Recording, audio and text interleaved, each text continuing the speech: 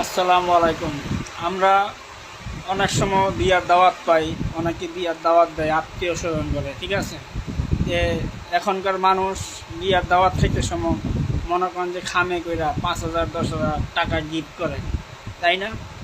যে এই নিয়মটা যদি হাসপাতালে চালু হইতো, যে একজন আত্মীয় স্বজন রুগী সে হাসপাতালে ভর্তি আছে, তারা দেখতে যাবো, যাক খামে কইরা 10,000 কিংবা 20,000 টাকা নিয়ে তাদেরকে দেই।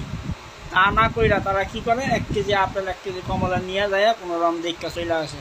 অথচ হাসপাতালে একটা রুগীর মৃত্যুর বাঁচানোর জন্য, তাকে বাঁচানোর জন্য তখন টাকার প্রয়োজন হয়, তাই না?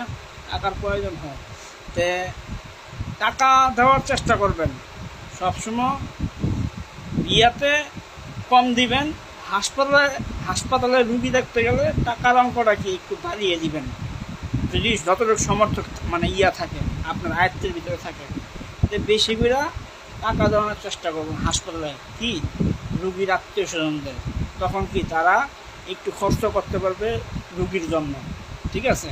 তো আল্লাহ তাআলা সবাইকে সুস্থ রাখুক, দোয়া করি আল্লাহ যাতে কাউকে বিপদ না দেয়, ঠিক আছে। আসুন আমরা সবসময় ভালো পথে আগানোর চেষ্টা করি।